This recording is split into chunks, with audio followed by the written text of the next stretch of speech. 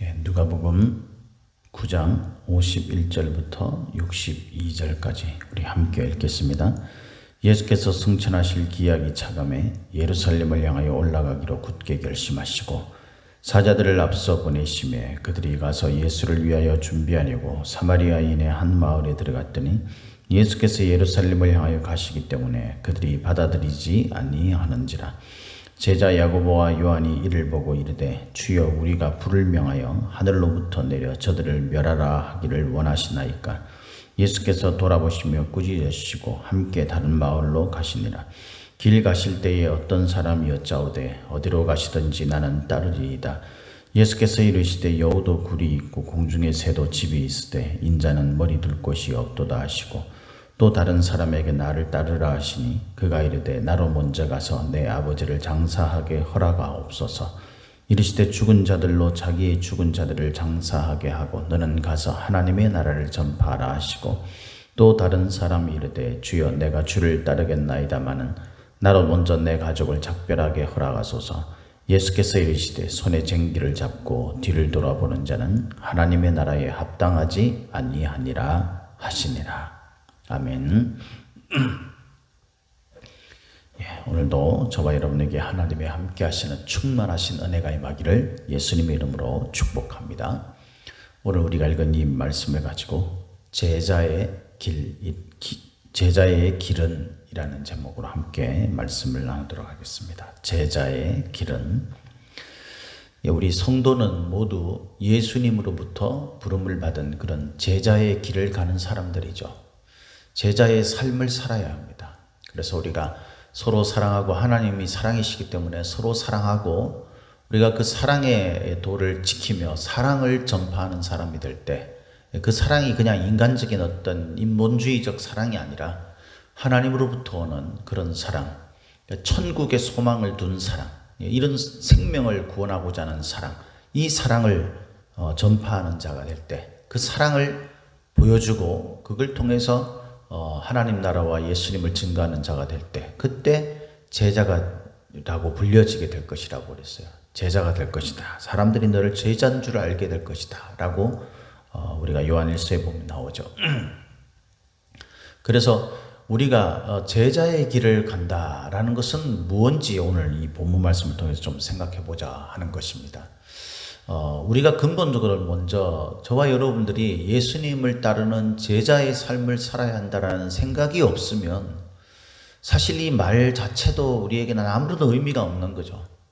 우리가 먼저는 내가 예수 그리스도의 제자의 삶을 사는 사람이다, 살아야 한다라는 것이 분명하게 뚜렷하게 있어야 합니다. 누구도 예외 없이 내가 신앙이 있는 열심을 내는 사람이든 그러지 못한 사람들이든 누구든지 성도는 이 땅을 살면서 하나님이 하나님의 나라와 그 영광을 위하여서 예수 그리스도께서 가셨던 동일한 길을 가고 예수님이 생명으로 부활하신 것처럼 저와 여러분들도 생명으로 부활하게 되는 그런 삶을 살게 되는 제자의 삶을 사는 사람이다.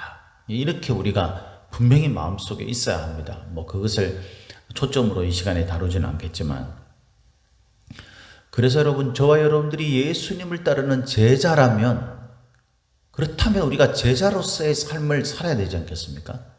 예수님이 가셨던 그 예수님의 길, 그것을 따르는 제자의 길은 오늘 본문 말씀에 의하면 어떤 것인지 보자는 거죠. 오늘 본문에는 이제 두 단원으로 나눠져 있잖아요. 51절부터 56절까지는 예수님께서 이제 예루살렘으로 가시려고 합니다. 이때 가시려고 했던 이유가 51절에 보니까 승천하실 기약이 차감해라는 거예요.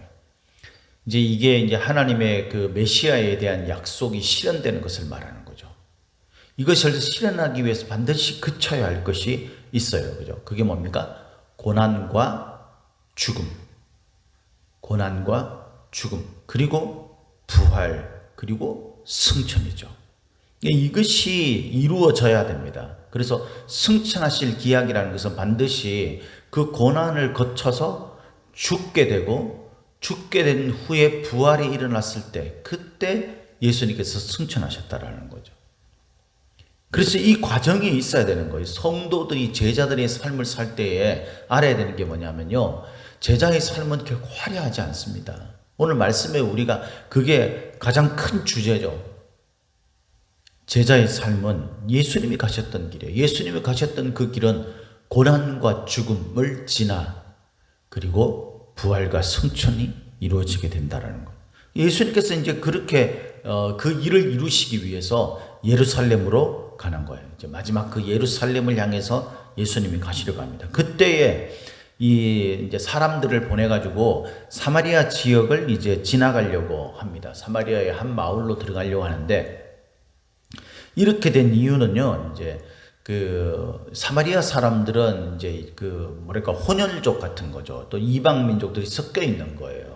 이 사마리아 사람들은 주로 이제 남유다 정통성을 좀 가지고 있는 남유다보다는 북이스라엘 사람들 그리고 외지에서 뭐 바벨론에서 이렇게 해서 온 그 이방인들 이런 사람들이 이주한 사람들 이런 사람들이 섞여 있는 곳 그런 곳입니다. 이제 그러다 보니까 이 사람들은 이제 이스라엘 사람들한테 그 예루살렘 그 중심으로 한 남유다의 사람들한테 이제 멸시를 당하죠. 왜냐하면 혼혈적이고 이 이스라엘 백성들은 그 아브라함의 혈통이라는 것을 굉장히 중요하게 하잖아요. 다윗의 혈통 뭐 그런 걸 굉장히 중요하게 했는데 이 사람들은 그렇지 않거든요. 그러니까 이제 이스라엘 사람들이 사마리아 사람들을 이제 그 업신여기고 무시합니다. 그래서 심지어는 개취급했다. 그렇게 우리가 성경을 통해서 알고 있지 않습니까? 그러다 보니까 이 사마리아 사람들이 이 이스라엘 정통성을 주장하는 그 사람들, 특히 예루살렘으로 가는 사람들을 무지하게 싫어했다고 해요. 그래서 그런 사람들을 향해서 그 역사학자인 그 고대 역사학자인 요세푸스 이 유대 고대사 거기를 보면 이 예루살렘으로 가는 사람들을 향해서 사마리아 사람들이 적개심을 드러내고 그랬다고 기록이 되어 있다고 합니다. 그러니까 이런 정도로 이 사마리아 사람들이 싫어하는 거예요. 그랬더니 이제 제자들이 그걸 보고 분개를 한 거죠. 너희들이 뭔데? 그러면서 이 굉장히 중요한 말을 하는데 그게 뭐냐면은 그렇게 되어 있어요. 54절에 제자 야고보와 요한이 이를 보고 이르되 주여 우리가 불을 명하여 하늘로부터 내려 저들을 멸하라 하기를 원하시나이까. 불을 내려서 이 불을 내리는 이 장면은 이제 그 열왕기하 1장에 나오는 그 엘리야가 그 아시아 왕의 군대를 이제 불사르는 그런 장면을 빗대가지고 한 거죠. 이 야고보와 요한은 어떤 사람입니까? 예수님께서 이제 고난의 길을 하려고 그때 이 자기 어머니를 시켜가지고 뭐 했어요? 예수님의 오른편, 왼편에 한 자리 차지하게 해달라고 그랬던 사람들 아닙니까? 더군다나 우리가 그 이제 위쪽으로 보면은 그러니까 뭡니까? 9장이라든가 이런 데 이제 보면은 이 예수님께서 제자들을 보내고 그다음에 70인들을 묶어 가지고 또 사람들을 보내고 뭐 이러면서 그 막 귀신 들린 자들 이런 사람들을 또 병든 사람들 이런 사람들을 고치는 그런 기적을 일으키는 걸 체험한 사람들이거든요. 이 사람들이 그런 체험을 하고 특히 야고보, 요한, 베드로는 예수님의 변화산상의 모습도 본 후에요. 그러니까 이 사람들이 이제 자기들이 진짜 뭔가 된 것 같은 거죠. 사실.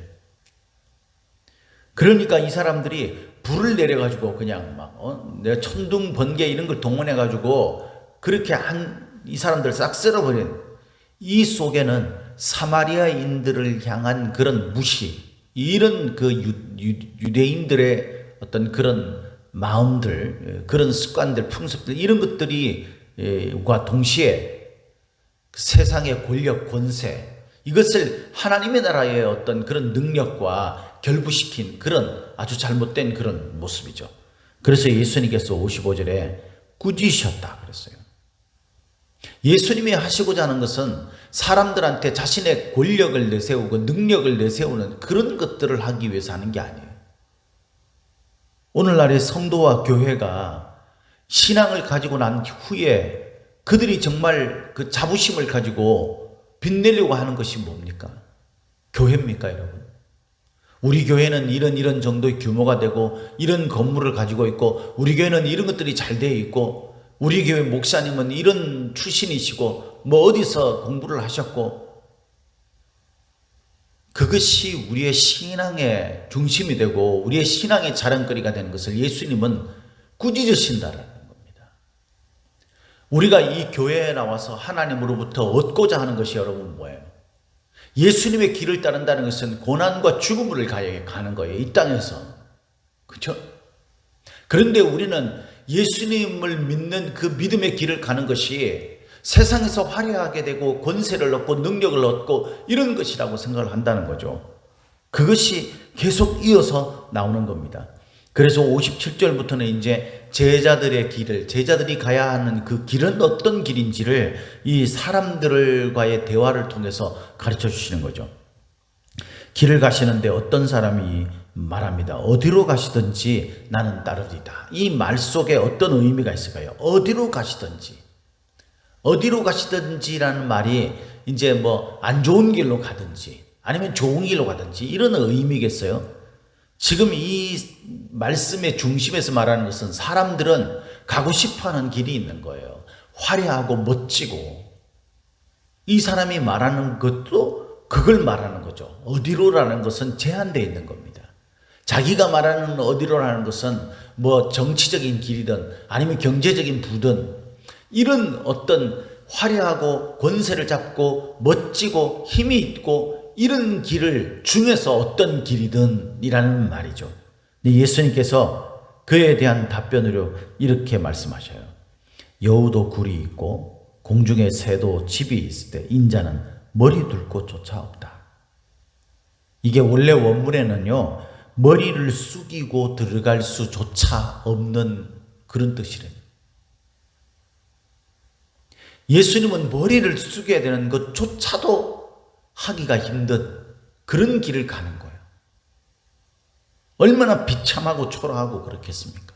이 길을 가는데 너는 지금 엉뚱한 그런 길에 대한 환상을 가지고 있구나 라고 말씀을 하시는 겁니다. 그러면서 또 다른 사람에게 나를 따르라 하시니, 자, 여기에서 우리가 57절에서는요, 이 사람이 와서 자기가 자발적으로 지원을 합니다. 그죠? 그리고 59절에서는요, 어떤 사람한테 예수님께서 직접 나를 따르라 라고 명령을 하시죠. 그러니까 우리가 수동적이든 능동적이든 자발적 지원이든 예수님의 부르심에 따라서 우리가 움직이는 것이든, 그 사람들이 어떤 사람은 자발적이기 때문에 조금 더 뭐 이렇게 괜찮은 그런 게 아니라는 거죠. 예수님을 따르는 그 제자의 길은 다 똑같아요. 동일해요. 그 길은 고난을 향해 가는 겁니다.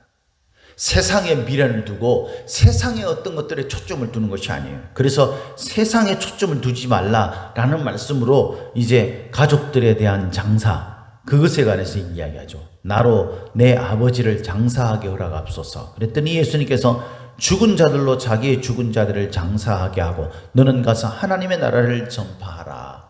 이것은 여러분, 아버지가 돌아가셨는데 무슨 하나님 나라를 전파하는 것이 더 우선이다, 그런 것도 다 때리쳐라, 집 팔고 논 팔고 가정이 지금 중요하냐, 그런 말씀이 아니죠. 절대로. 이 전체적인 흐름을 봐야 돼요. 그걸 문자적으로 해석하는 게 아니라 이 전체적으로 지금 예수님께서 말씀하시는 것은 뭐냐면은, 세상에 자꾸 미련을 두고 그것에 대해서 너희들이 핑계거리를 대거나 아니면 세상에 자꾸 화려하고 빛나는 것들을 쫓아서 살려고 하는 그런 삶들을 살려고 하면 안 된다. 너희들이 예수님을 따르는 길은 결코 멋지고 대단한 길이 아니다라는, 너희들이 생각할 때에 초라하고 볼품없는 길일 수 있다라는 거죠. 그래서 61절에 이 말씀을 하는 거예요. 또 다른 사람이 이르되 주여 내가 주를 따르겠나이다마는 나로 먼저 내 가족을 작별하게 허락하소서. 작별하게. 이게 이제 그 주석에 보면은 그 엘리야가 이제 그 엘리사를 이제 후계자로 삼을 때 엘리사가 그 가족들과 작별하고 와서 한다 그러죠. 그거를 이 사람이 지금 이야기를 하는 거래요. 그러니까 쉽게 이야기하면은 내가 엘리사 같은 사람이 된다라는 거죠. 그러니까 얼마나 멋지겠어요. 막 이스라엘 사람들은 이 엘리야, 엘리사 이런 그 선지자의 그 계보를 잇는 이것이 대단한 욕망 아니겠습니까? 그러니까 그런 멋진 것들을 이야기합니다. 그랬더니 예수님께서 손에 쟁기를 잡고 뒤를 돌아보는 자는 하나님의 나라에 합당하지 않다라고 이야기하죠. 이것은 뭡니까? 손에 쟁기를 잡고, 지금 이 손에 쟁기를 잡은 것은요, 수고하고 애쓰고 그런 사실 땀을 흘려야 될 쉽지 않은 길인 거죠. 그런데 그걸 잡고 자꾸 뭔가 화려하고 멋지고 편안하고 이런 것들을 추구하는 그런 것들을 말하는 거예요. 그런 것은 제자의 길을 가는데 합당하지 않다라는 거예요. 예수님이 말씀하시고자 하는 것은 딱 한 가지입니다. 그 뭐냐면 신앙의 길은 세상에서의 화려를 추구하는, 세상에서 멋진 것을 추구하는 길이 아니다라는 거죠. 그것이랑 무관하다는, 그런 길이 아니다, 이런 길을 가면 잘못됐다라는 게 아니에요.